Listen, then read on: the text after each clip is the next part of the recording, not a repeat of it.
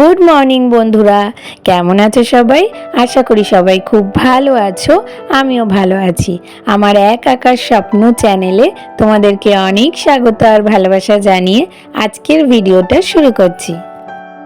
আজকে হলো বৃহস্পতিবার আর এখন কটা বাজে বলো তো? 5:30। তো ঘুম থেকে উঠেই বাইরের পরিবেশটা দেখছিলাম, আকাশটা এত সুন্দর লাগছে আর চারিদিকে দেখো একদম ফাঁকা, রাস্তায় কোনো লোক নেই।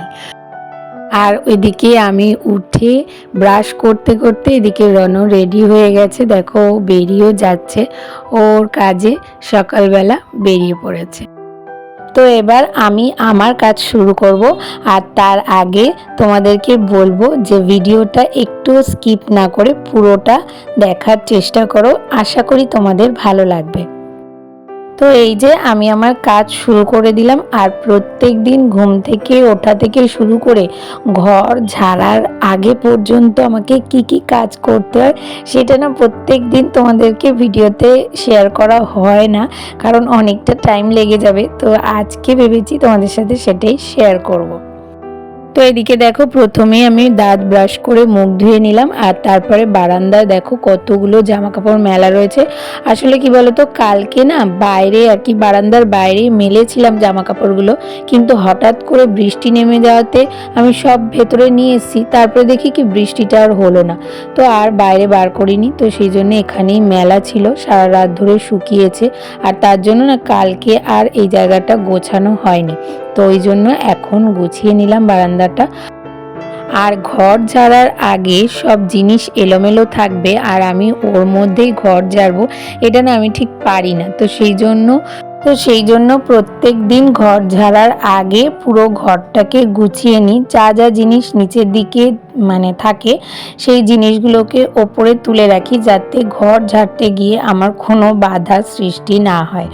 তো দেখতেই পারলে ওই ঘরটার বিছানাটা ঝেড়ে দিলাম, ঝেড়ে তারপরে পাপোশটা নিচে ছিল ওটা উপরে উঠিয়ে রাখলাম, আর তারপরে এদিকে ডাইনিংয়ে আসলাম। ডাইনিংয়ের সোফাটার অবস্থা তো দেখতেই পারলে কি অবস্থা হয়েছিল, তো সেটাকে পরিষ্কার করলাম, করে এই যে এখানেরও যে পাপোশটা ছিল সেটাকে তুলে দিলাম। আর তারপরে রান্নাঘরে পাপোশ পাতা থাকে, ঘরে পাপোশ পাতা থাকে, সব কটা পাপোশ আমি তুলে রেখে দিই। তারপরে ঘর ঝাড়তে মুছতে শুরু করি।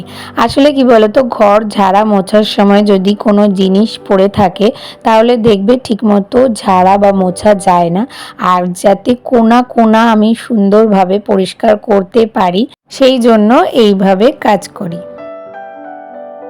আসলে আমি একটু ঘর দুয়ার পুরো কোনা কোনা টিপটপ সুন্দর পরিষ্কার রাখা প্রেমী মানুষ, তো সেই জন্য এই জিনিসগুলো আমার বাতিক কিনা বলতে পারবো না, তবে এই রকম কারণে বা এই রকমভাবে কাজ করাকে যদি কেউ বাতিক বলে তাতে আমার কোনো কষ্ট হবে না, বরং আমি খুশি হব, কারণ এতে আমার ঘর দুয়ার পরিষ্কার থাকছে আর সেটা দেখে আমার মন ভালো থাকছে।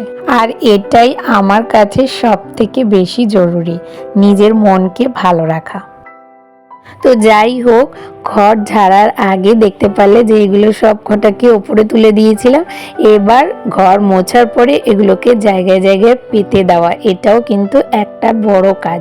তো সেই জন্য কী হয় বলো তো, এই যে সকালের বাসি কাজ সারা এই পর্বটা না আমার মিনিমাম 40 থেকে 45 মিনিট টাইম লাগে, তো ওঠার জন্য আলাদা একটা টাইম আমার ধরাই থাকে। তো বাসি কাজ সেরে তারপরে চলে আসলাম রান্নাঘরে, আর রান্নাঘরে এসেই প্রথমেই যে কাজটা করছি সেটা হলো মাছ ধোয়া। কালকে রাত্রিবেলা না মাছটা বের করে রাখা হয়নি, তাই সকালবেলা ঘুম থেকে উঠেই আগে মাছটা বার করে জলে ভিজিয়ে রেখেছিলাম, আর এই সব কাজগুলো করতে করতে মাছটা বরফটা গলে গেছে, তারপরে মাছটাকে আগে ধুয়ে নিলাম।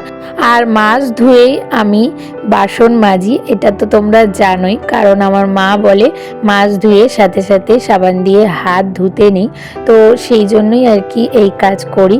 তবে আমি খুব একটা কুসংস্কার মানি না, কিন্তু যেই কুসংস্কারগুলো আমার সংসারের ক্ষতি করতে পারে, আমার স্বামীর সন্তানের ক্ষতি হতে পারে সবাই বলে, তো সেই কাজগুলো আমি করার চেষ্টা করি। আর তারপরে হাঁড়ি রাত্রিবেলা মাজতে নেই, তো সেই জন্য সকালবেলা মেজে নিলাম, আর তারপরে ভাতও বসিয়ে দিলাম। আর এদিকে মাছ ভাজাও বসিয়ে দিলাম। আর আজকে না একবেলার মতো রান্না করব। আর এখন না জানো তো আমার কি জানি কি হয়েছে, ভাত খেতে খুব একটা ভালো লাগে না। একবেলা ভাত খেলে রাত্রিবেলা মনে হয় কি একটু রুটি জাতীয় কিছু খাই। কিন্তু ছোটবেলায় জানো তো আমি প্রচণ্ড পরিমাণে ভাত খেতে ভালোবাসতাম। মানে 3 বেলার জায়গায় এক এক সময় আমি 4 বেলাও ভাত খেয়ে নিতাম। ধরো কোনো পছন্দের তরকারি বা রান্না হয়েছে, তো সেটা দিয়ে আমি সন্ধ্যাবেলা খিদে পেলে বাটিতে করে আমি ভাত খেয়ে নিতাম। এতটাই ভাতপ্রিয় মানুষ ছিলাম। আর বিয়ের পরে এখানে আসার পরে আমার শাশুড়ি মা সকালবেলা টিফিন করতেন প্রত্যেক দিন অন্যান্য, কিন্তু আমার না সেই টিফিন খেতে ইচ্ছে করতো না। আমি বলতাম যে আমাকে একটুখানি ভাত দাও গরম গরম, আমি ঘি দিয়ে মেখে কিছু একটা ভাজা দিলেই আমি খেয়ে নেব। এতটাই আমার ভাত পছন্দ ছিল। কিন্তু এখন জানি না দিন যাচ্ছে আমার ভাতের প্রতি যেন ইচ্ছেটাই চলে যাচ্ছে, ভাত খেতেই ইচ্ছা করে না। তো সেই জন্য ভেবেছি আজকে একবেলার জন্যই রান্না করব। আর আজকে আমি আমার একটা প্রিয় মাছ রান্না করছি, সেটা হলো লোটে মাছ। তো এই যে এখানে দেখতেই পারলে লোটে মাছটা সব কিছু দিয়ে মাখিয়ে নিচ্ছি। আর এই লোটে মাছ না আমার শ্বশুরবাড়িতে কেউ খেতে পছন্দ করে না। আগে তো একদম আনাই হতো না, তবে এখন রণ আমার জন্য শুধুমাত্র অল্প করে এনে দেয়। আর তাই ওদের জন্য আলাদা মাছ করছি। আর এই লোটে মাছটা শুধুমাত্র আমার। আর এই লোটে মাছ দিয়ে না আমি একদম এক থালা ভাত খেয়ে নেব, আমার আর কিচ্ছু লাগবে না। তো তারপরেও যদিও আমি ভাতের মধ্যে একটু উচ্ছে সিদ্ধ দিয়েছি, যেহেতু আমি বলেছি যে আমি এক পদ খাই না, তো উচ্ছে সিদ্ধ আর এই লোটে মাছ দিয়ে আমার কিন্তু হয়ে যাবে। আর ওদের জন্য একটুখানি পাবদা মাছ বসিয়েছি। আর এটা না আমি লোটে মাছের ঝুড়ো করব। আর এই লোটে মাছ খেতে গিয়ে যে একটা কাঁটা বেঁধে না, সেটা একদম হয় না। কিভাবে সেটা আমি তোমাদেরকে দেখাচ্ছি। তার আগে এদিকে জামা কাপড় কিছু ছিল সেগুলোকে ভাঁজ করে নিলাম। আর বিছানাটাও একটু পরিষ্কার করে নিলাম, কারণ রিশান ঘুম থেকে উঠে গেছে। আজকে তো রিশান স্কুলে যায়নি, কারণ রিশানের স্কুলে এক্সিবিশন আছে, পরে আমি আর রিশান একসাথে যাব দুজনে মিলে। তো সেই জন্য বিছানাটা পরিষ্কার করে নিলাম। এবার তোমাদেরকে চলো দেখাই যে কিভাবে আমি কাঁটাগুলোকে বার করি। তো এই যে দেখো, আমি প্রথমে না একটুখানি এটাকে সিদ্ধ হতে দিই যাতে মাছগুলো সুন্দরভাবে খুলে যায়। আর তারপরে একটা কাঁটা চামচ দিয়ে এইভাবে কাঁটাগুলোকে বার করে নিই, প্রত্যেকটা কাঁটা বার করে নিই। তবে আজকে মাছটা না একদম ছোট ছোট পিস করে কেটেছে, একটু অসুবিধা হচ্ছিল, কিন্তু তারপরেও আমি সবকটা বার করেছি। তো এইভাবে কাঁটা বার করে নিলে না তোমার একটু লোটে মাছ খেতে অসুবিধা হবে না। আমার আবার এই লোটে মাছের কাঁটা মুখে বাঁধলে না ভালো লাগে না।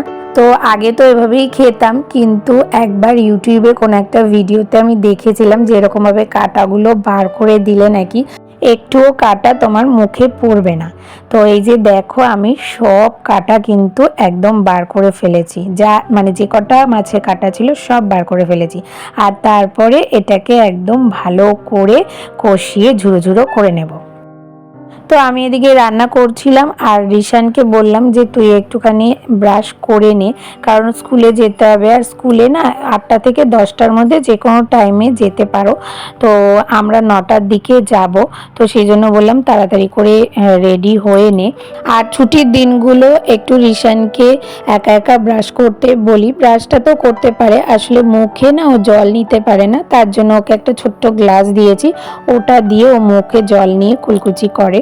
কি বলতো, বড় তো হচ্ছে, আস্তে আস্তে সব কিছুই শিখতে হবে না একা একা।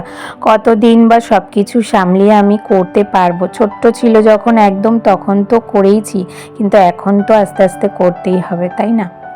আর তারপর এদিকে দেখো লোটে মাছের ঝুড়ো কিন্তু আমার একদম রেডি হয়ে গেছে।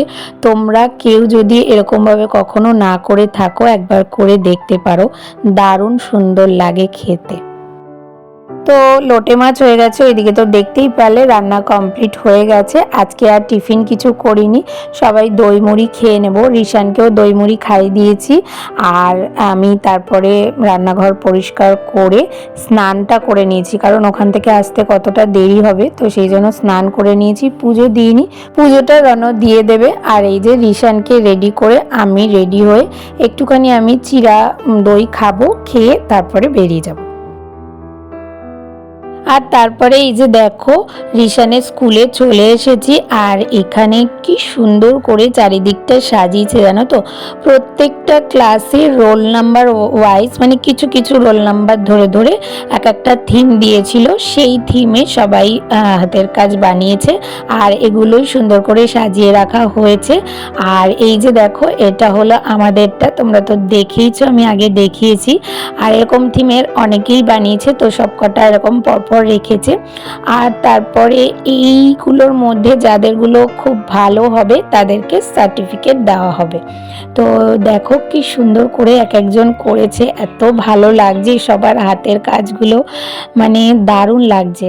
আর এদিকে দেখো পতাকার এগুলো এত সুন্দর লাগছে। আর তারপরে এখানে কেকগুলো দারুণ হয়েছে। আর এই যে বড় যে কেকটা দেখছো হোয়াইট কালারের, এই কেকটা সবার খুব পছন্দ হয়েছে, সবাই খুব মানে ওটা নিয়ে প্রশংসা করছে। আর তারপরে এই যে খাঁচাটা দেখছো, এটার মধ্যে না পাখির আওয়াজ হবে লাগিয়ে দিয়েছে, এত সুন্দর লাগছে না, আওয়াজটা হচ্ছে সুন্দর লাগছে চারিদিকটা। তবে আমি সাউন্ডটা দিতে পারলাম না, কারণ এখানে গানও হচ্ছে, তো আমার কপিরাইট চলে আসবে, তো সেই জন্য। তো এগুলো দেখতে দেখতে ভিডিওটা আমি এখানেই শেষ করব। তাহলে আজকের ভিডিওটা তোমাদের কেমন লাগলো? ভালো লাগলে একটা লাইক, কমেন্ট, শেয়ার আর সাবস্ক্রাইব করে পাশে থেকো। আর নোটিফিকেশন বেলটাকে অবশ্যই অন করে অল করে দিও। তাহলে দেখা হচ্ছে নতুন একটা ভিডিওর সাথে। ততক্ষণের জন্য তোমরা সবাই খুব ভালো থেকো, সুস্থ থেকো আর অনেক অনেক স্বপ্ন দেখতে থাকো।